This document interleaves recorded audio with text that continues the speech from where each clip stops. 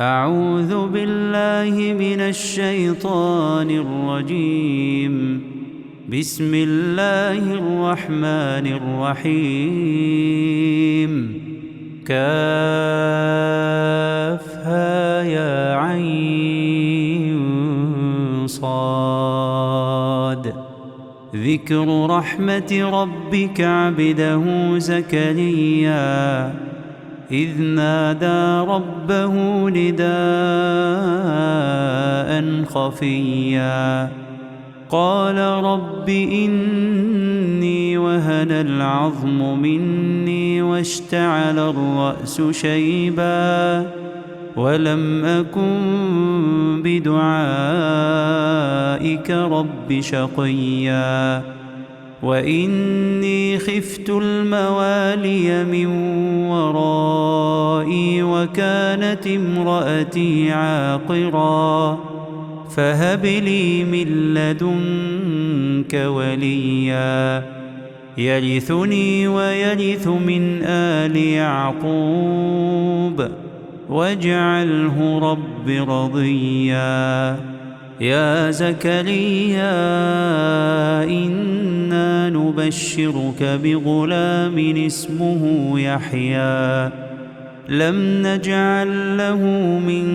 قبل سميا قال رب أنى يكون لي غلام وكانت امرأتي عاقرا وقد بلغت من الكبر عتيا قال كذلك قال ربك هو علي هين وقد خلقتك من قبل ولم تك شيئا قال رب اجعل لي آية قال آيتك ألا تكلم الناس 3 ليال سويا فخرج على قومه من المحراب فأوحى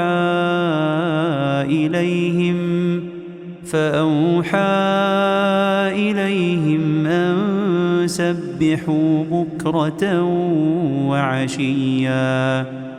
يا يحيى خذ الكتاب بقوة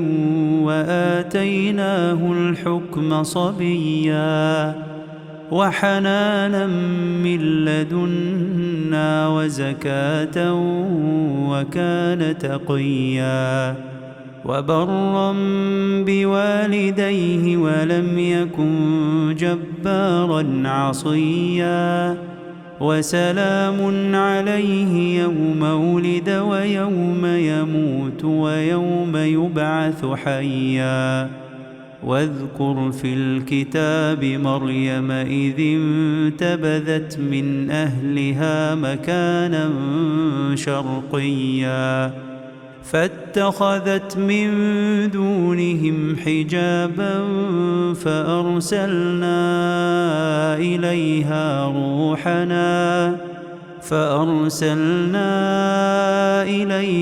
روحنا فتمثل لها بشرا سويا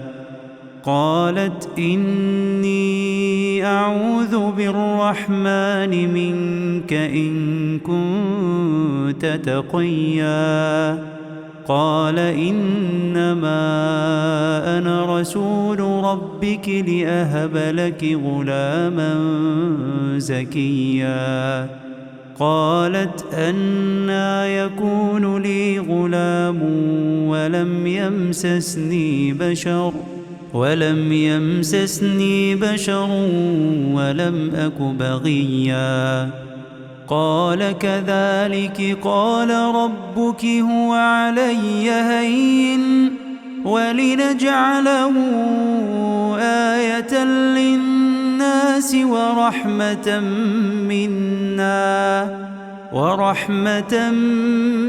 منا وكان أمرا مقضيا فحملته فانتبذت به مكانا قصيا فأجاءها المخاض إلى جذع النخلة قالت يا ليتني مت قبل هذا وكنت نسيا منسيا فناداها من تحتها ألا تحزني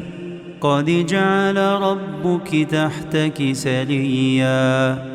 وهزي إليك بجذع النخلة تساقط عليك رطبا جنيا فكلي واشربي وقري عينا فإما ترين من البشر أحدا فقولي إني نذرت للرحمن صوما فلن أكلم اليوم إنسيا فأتت به قومها تحمله قالوا يا مريم لقد جئت شيئا فريا يا أخت هارون ما كان أبوك امرأ سوء وما كانت أمك بغيا فأشارت إليه قالوا كيف نكلم من كان في المهد صبيا قال إني عبد الله آتاني الكتاب وجعلني نبيا وجعلني مباركا أينما كنت وأوصاني بالصلاة والزكاة ما دمت حيا وبرا بوالدتي ولم يجعلني جبارا شقيا والسلام علي يوم ولدت ويوم أموت ويوم أبعث حيا ذلك عيسى ابن مريم قول الحق الذي فيه يمترون ما كان لله أن يتخذ من ولد سبحانه إذا قضى أمرا فإنما يقول له كن فيكون وإن الله ربي وربكم فاعبدوه هذا صراط مستقيم فاختلف الأحزاب من بينهم فويل للذين كفروا من مشهد يوم عظيم أسمع بهم وأبصر يوم يأتوننا لكن الظالمون اليوم في ضلال مبين وأنذرهم يوم الحسرة إذ قضي الأمر وهم في غفلة وهم لا يؤمنون إنا نحن نرث الأرض ومن عليها وإلينا يرجعون واذكر في الكتاب إبراهيم إنه كان صديقا نبيا إذ قال لأبيه يا أبت لم تعبد ما لا يسمع ولا يبصر ولا يغني عنك شيئا يا أبت إني قد جاءني من العلم ما لم يأتك فاتبعني أهدك صراطا سويا يا أبت لا تعبد الشيطان إن الشيطان كان للرحمن عصيا يا أبت إني أخاف أن يمسك عذاب من الرحمن فتكون للشيطان وليا قال أراغب أنت عن آلهتي يا إبراهيم لئن لم تنته لأرجمنك واهجرني مليا قال سلام عليك سأستغفر لك ربي إنه كان بي حفيا وأعتزلكم وما تدعون من دون الله وأدعو ربي عسى ألا أكون بدعاء ربي شقيا فلما اعتزلهم وما يعبدون من دون الله وهبنا له إسحاق ويعقوب وكلا جعلنا نبيا ووهبنا لهم من رحمتنا وجعلنا لهم لسان صدق عليا واذكر في الكتاب موسى إنه كان مخلصا وكان رسولا نبيا وناديناه من جانب الطور الأيمن وقربناه نجيا ووهبنا له من رحمتنا أخاه هارون نبيا واذكر في الكتاب إسماعيل إنه كان صادق الوعد وكان رسولا نبيا وكان يأمر أهله بالصلاة والزكاة وكان عند ربه مرضيا واذكر في الكتاب إدريس إنه كان صديقا نبيا ورفعناه مكانا عليا أولئك الذين أنعم الله عليهم من النبيين من ذرية آدم وممن حملنا مع نوح ومن ذرية إبراهيم وإسرائيل وممن هدينا واجتبينا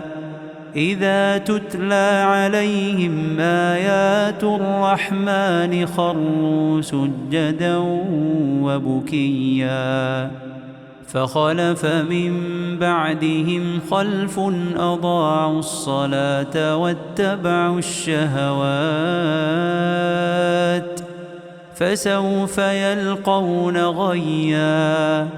إلا من تاب وآمن وعمل صالحا فأولئك يدخلون الجنة ولا يظلمون شيئا جنات عدن التي وعد الرحمن عباده بالغيب إنه كان وعده مأتيا لا يسمعون فيها لغوا إلا سلاما ولهم رزقهم فيها بكرة وعشيا تلك الجنة التي نورث من عبادنا من كان تقيا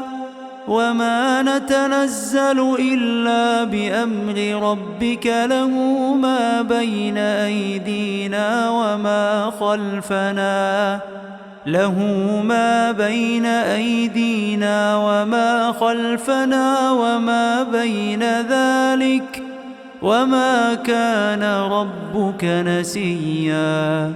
رب السماوات والأرض وما بينهما فاعبده واصطبر لعبادته هل تعلم له سميا ويقول الإنسان أإذا ما مت لسوف أخرج حيا أولا يذكر الإنسان أنا خلقناه من قبل ولم يك شيئا فوربك لنحشرنهم والشياطين ثم لنحضرنهم حول جهنم جثيا ثم لننزعن من كل شيعة أيهم أشد على الرحمن عتيا ثم لنحن أعلم بالذين هم أولى بها صليا وإن منكم إلا واردها كان على ربك حتما مقضيا ثم ننجي الذين اتقوا ونذر الظالمين فيها جثيا وإذا تتلى عليهم آياتنا بينات قال الذين كفروا للذين آمنوا أي الفريقين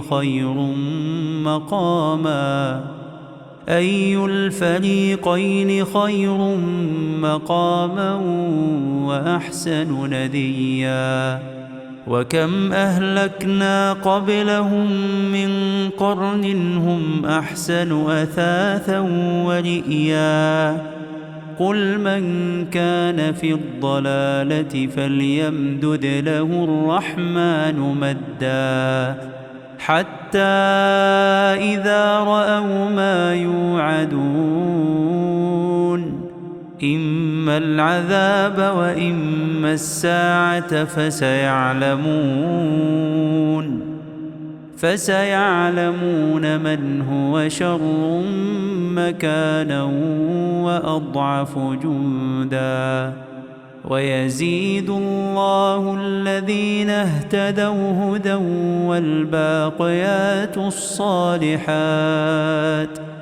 والباقيات الصالحات خير عند ربك ثوابا وخير مردا أفرأيت الذي كفر بآياتنا وقال لأوتين مالا وولدا أطلع الغيب أم اتخذ عند الرحمن عهدا كلا سنكتب ما يقول ونمد له من العذاب مدا ونرثه ما يقول ويأتينا فردا واتخذوا من دون الله آلهة ليكونوا لهم عزا كلا سيكفرون بعبادتهم ويكونون عليهم ضدا ألم تر أنا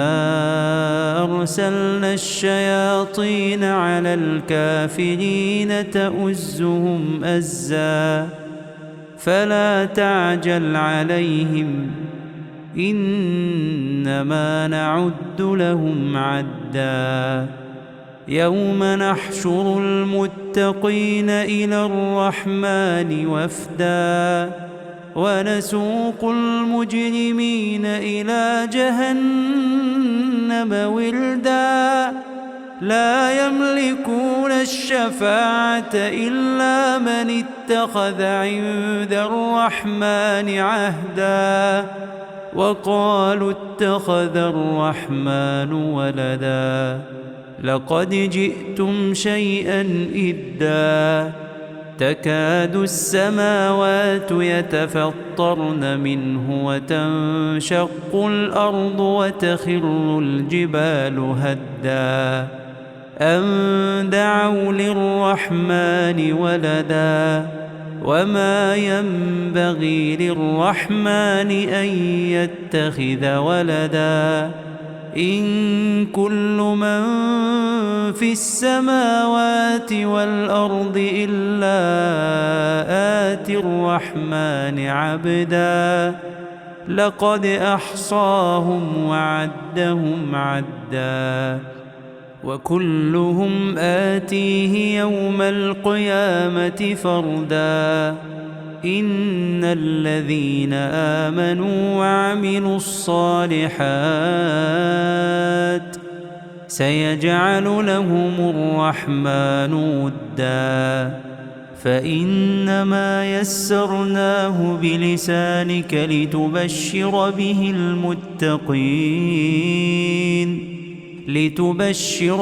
المتقين وتنذر به قوما لدا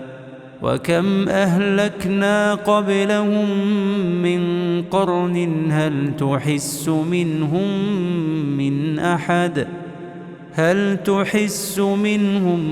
من أحد أو تسمع لهم ركزا بسم الله الرحمن الرحيم ألف لام را تلك آيات الكتاب المبين إنا أنزلناه قرآنا عربيا لعلكم تعقلون نحن نقص عليك أحسن القصص بما أوحينا إليك هذا القرآن وإن كنت من قبله لمن الغافلين إذ قال يوسف لأبيه يا أبت إني رأيت 11 كوكبا والشمس والقمر رأيتهم لي ساجدين قال يا بني لا تقصص رؤياك على إخوتك فيكيدوا لك كيدا إن الشيطان للإنسان عدو مبين وكذلك يجتبيك ربك ويعلمك من تأويل الأحاديث ويتم نعمته عليك وعلى آل يعقوب كما أتمها على أبويك من قبل إبراهيم وإسحاق إن ربك عليم حكيم لقد كان في يوسف وإخوته آيات للسائلين إذ قالوا ليوسف وأخوه أحب إلى أبينا منا ونحن عصبة إن أبانا لفي ضلال مبين اقتلوا يوسف أو اطرحوه أرضا يخل لكم وجه أبيكم وتكونوا من بعده قوما صالحين قال قائل منهم لا تقتلوا يوسف وألقوه في غيابة الجب يلتقطه بعض السيارة إن كنتم فاعلين قالوا يا أبانا ما لك لا تأمنا على يوسف وإنا له لناصحون أرسله معنا غدا يرتع ويلعب وإنا له لحافظون قال إني ليحزنني أن تذهبوا به وأخاف أن يأكله الذئب وأنتم عنه غافلون قالوا لئن أكله الذئب ونحن عصبة إنا إذا لخاسرون فلما ذهبوا به وأجمعوا أن يجعلوه في غيابة الجب وأوحينا إليه لتنبئنهم بأمرهم هذا وهم لا يشعرون وجاءوا أباهم عشاء يبكون قالوا يا أبانا إنا ذهبنا نستبق وتركنا يوسف عند متاعنا فأكله الذئب وما أنت بمؤمن لنا ولو كنا صادقين وجاءوا على قميصه بدم كذب قال بل سولت لكم أنفسكم أمرا فصبر جميل والله المستعان على ما تصفون وجاءت سيارة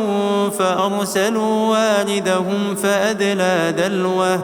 قال يا بشرى هذا غلام وأسروه بضاعة والله عليم بما يعملون وشروه بثمن بخس دراهم معدودة وكانوا فيه من الزاهدين وقال الذي اشتراه من مصر لامرأته أكرمي مثواه عسى أن ينفعنا أو نتخذه ولدا وكذلك مكنا ليوسف في الأرض ولنعلمه من تأويل الأحاديث والله غالب على أمره ولكن أكثر الناس لا يعلمون ولما بلغ أشده آتيناه حكما وعلما وكذلك نجزي المحسنين وراودته التي هو في بيتها عن نفسه وغلقت الأبواب وقالت هيت لك قال معاذ الله إنه ربي أحسن مثواي إنه لا يفلح الظالمون ولقد همت به وهم بها لولا أن رأى برهان ربه كذلك لنصرف عنه السوء والفحشاء إنه من عبادنا المخلصين واستبق الباب وقدت قميصه من دبر وألف يا سيدها لدى الباب قالت ما جزاء من أراد بأهلك سوءا إلا أن يسجن أو عذاب أليم قال هي راودتني عن نفسي وشهد شاهد من أهلها إن كان قميصه قد من قبل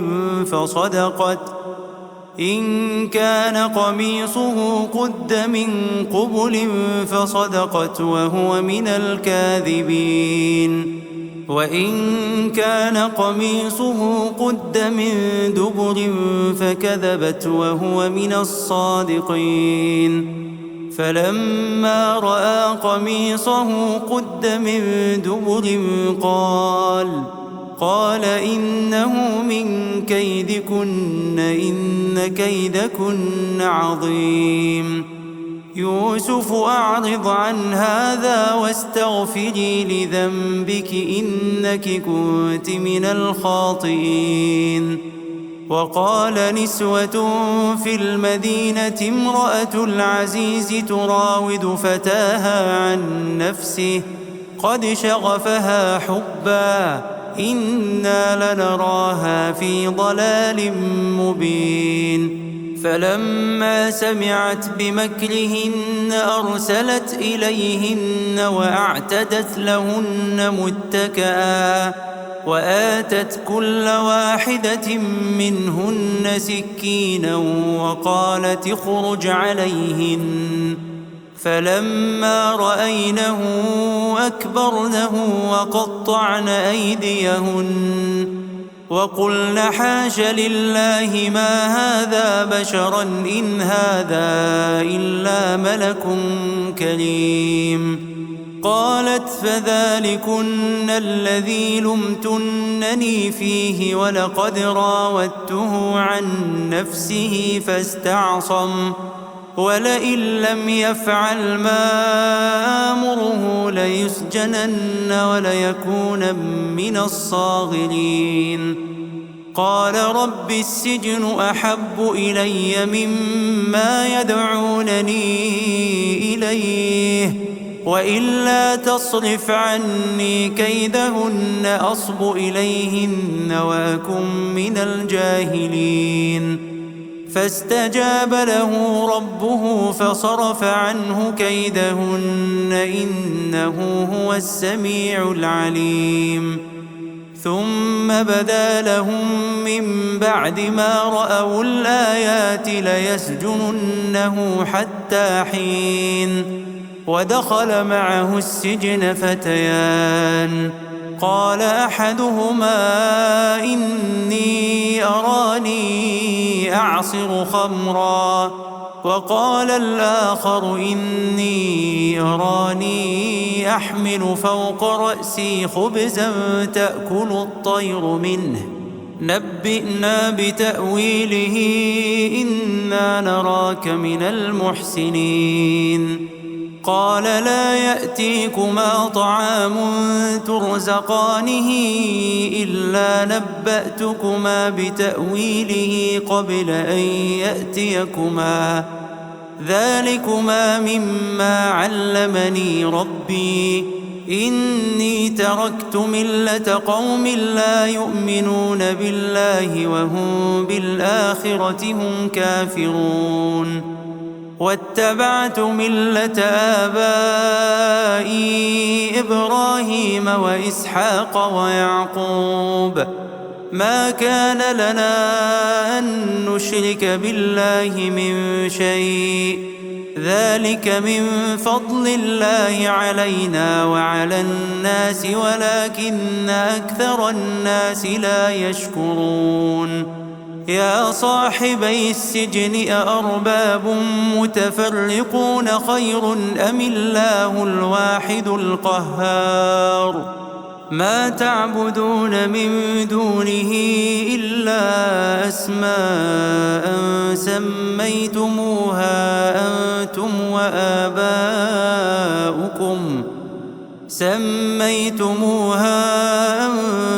وآباؤكم ما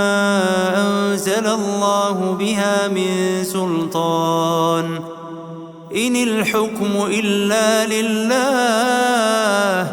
أمر ألا تعبدوا إلا إياه ذلك الدين القيم ولكن أكثر الناس لا يعلمون. يا صاحبي السجن أما أحدكما فيسقي ربه خمرا وأما الآخر فيصلب فتأكل الطير من رأسه قضي الأمر الذي فيه تستفتيان. وقال للذي ظن أنه ناج منهما اذكرني عند ربك فأنساه الشيطان ذكر ربه فلبث في السجن بضع سنين. وقال الملك إني أرى 7 بقرات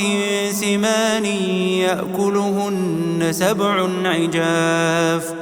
و7 سنبلات خضر وأخر يابسات يا أيها الملأ أفتوني في رؤياي إن كنتم للرؤيا تعبرون قالوا أضغاث أحلام وما نحن بتأويل الأحلام بعالمين وقال الذي نجا منهما وادكر بعد أمة أنا أنبئكم بتأويله فأرسلون يوسف أيها الصديق أفتنا في 7 بقرات سمان يأكلهن 7 عجاف و7 سنبلات خضر وأخر يابسات لعلي أرجع إلى الناس لعلهم يعلمون قال تزرعون 7 سنين دأبا فما حصدتم فذروه في سنبله إلا قليلا مما تأكلون ثم يأتي من بعد ذلك 7 شداد يأكلن ما قدمتم لهن إلا قليلا مما تحصنون ثم يأتي من بعد ذلك عام فيه يغاث الناس وفيه يعصرون وقال الملك ائتوني به فلما جاءه الرسول قال ارجع إلى ربك فاسأله ما بال النسوة اللاتي قطعن أيديهن إن ربي بكيدهن عليم قال ما خطبكن إذ راوتن يوسف عن نفسه قلن حاش لله ما علمنا عليه من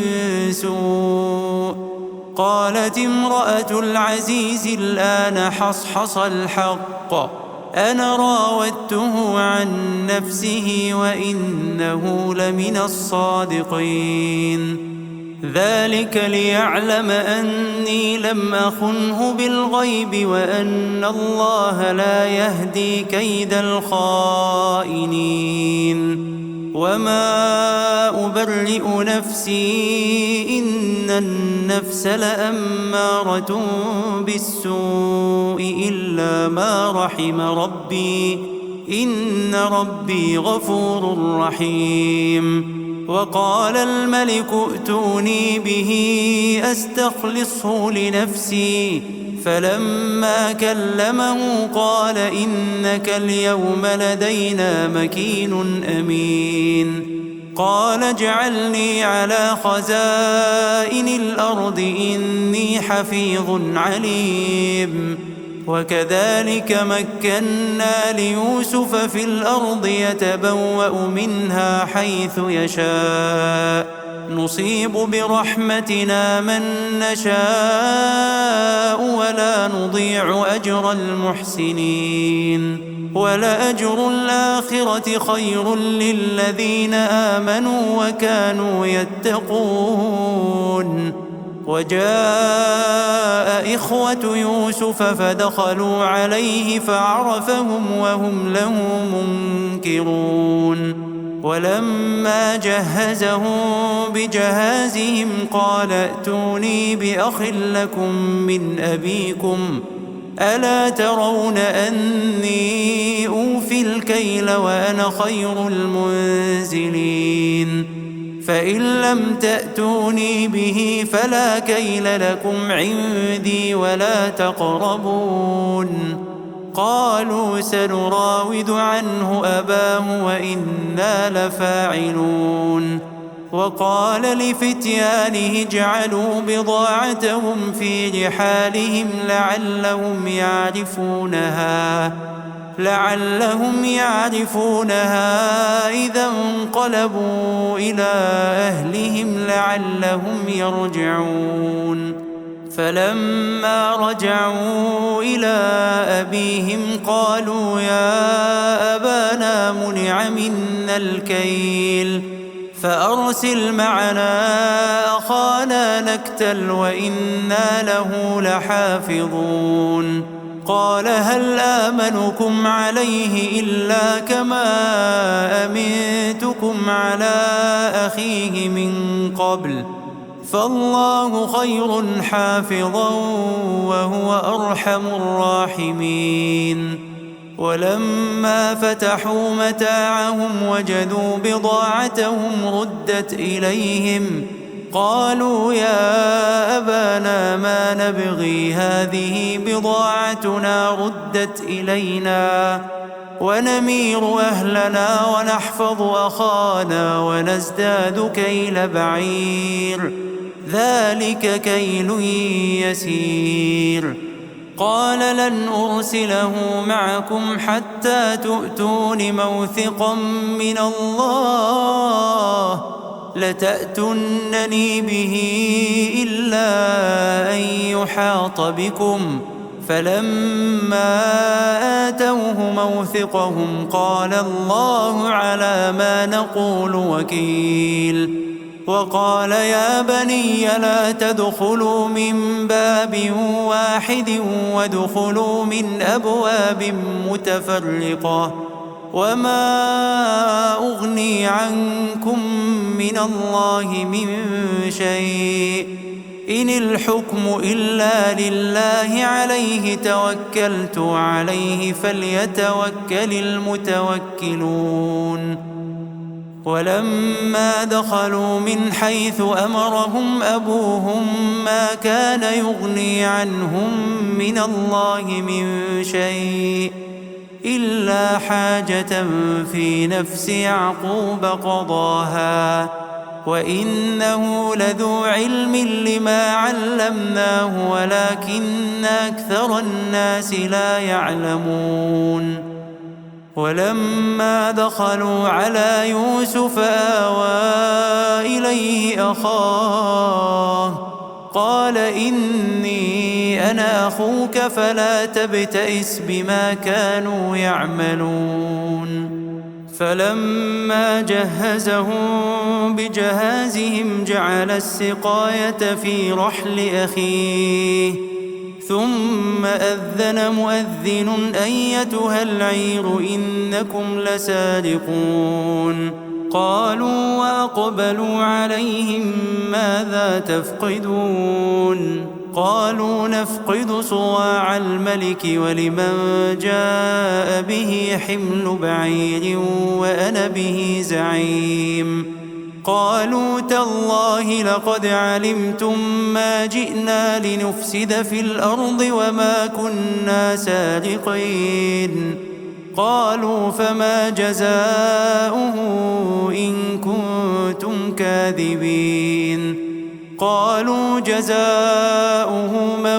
وجد في رحله فهو جزاؤه كذلك نجزي الظالمين فبدأ بأوعيتهم قبل وعاء أخيه ثم استخرجها من وعاء أخيه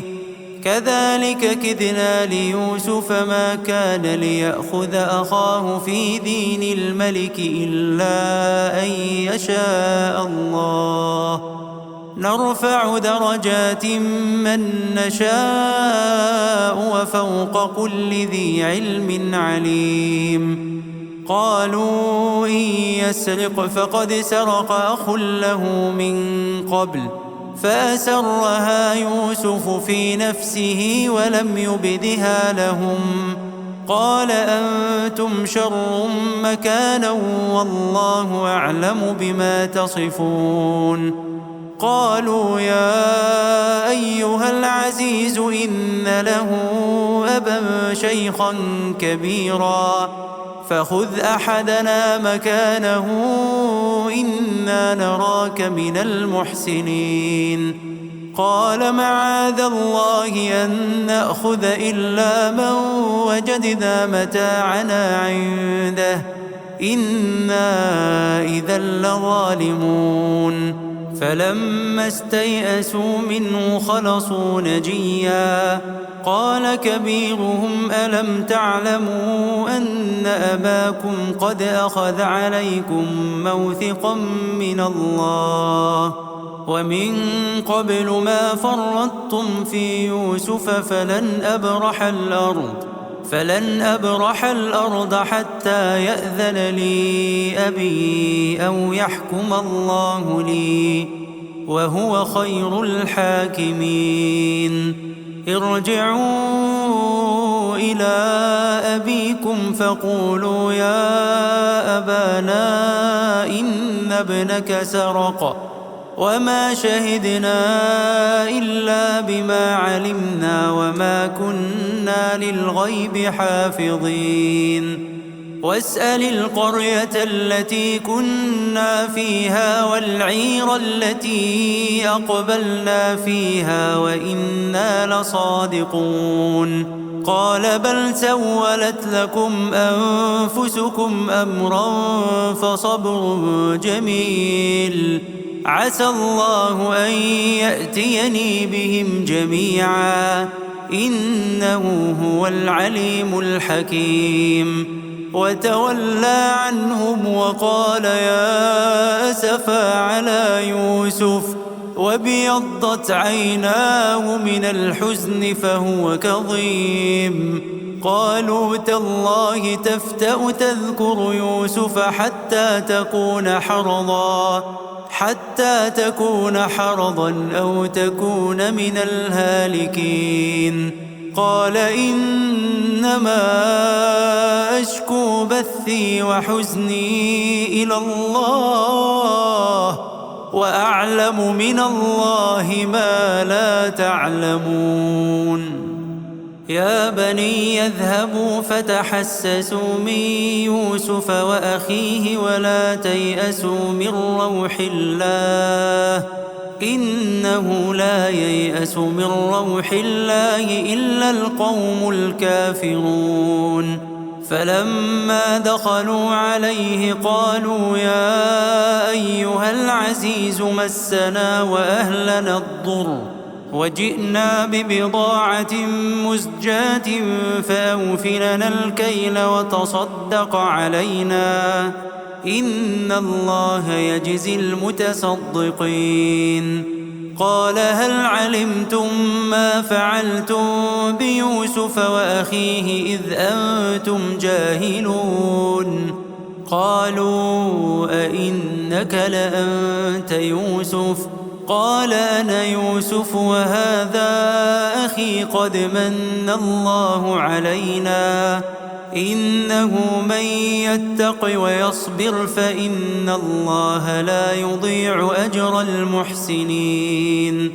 قالوا تالله لقد آثرك الله علينا وإن كنا لخاطئين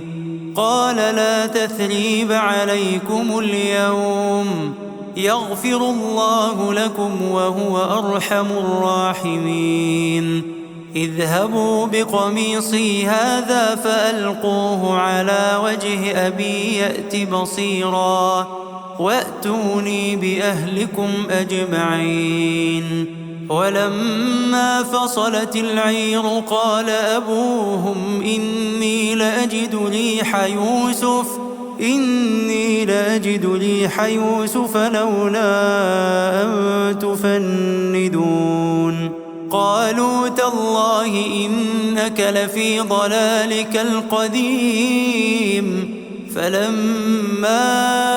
أن جاء البشير ألقاه على وجهه فارتد بصيرا قال ألم أقل لكم إني أعلم من الله ما لا تعلمون قالوا يا أبانا استغفر لنا ذنوبنا إنا كنا خاطئين قال سوف أستغفر لكم ربي إنه هو الغفور الرحيم فلما دخلوا على يوسف آوى إليه أبويه وقال ادخلوا مصر إن شاء الله آمنين ورفع أبويه على العرش وخروا له سجدا وقال يا أبت هذا تأويل رؤياي من قبل قد جعلها ربي حقا وقد أحسن بي إذ أخرجني من السجن وجاء بكم من البدو من بعد أن نزغ الشيطان بيني وبين إخوتي إن ربي لطيف لما يشاء إنه هو العليم الحكيم رب قد آتيتني من الملك وعلمتني من تأويل الأحاديث فاطر السماوات والأرض أنت ولي في الدنيا والآخرة توفني مسلما وألحقني بالصالحين ذلك من أنباء الغيب نوحيه إليك وما كنت لديهم إذ أجمعوا أمرهم وهم يمكرون وما أكثر الناس ولو حرصت بمؤمنين وما تسألهم عليه من أجر إن هو إلا ذكر للعالمين وكأي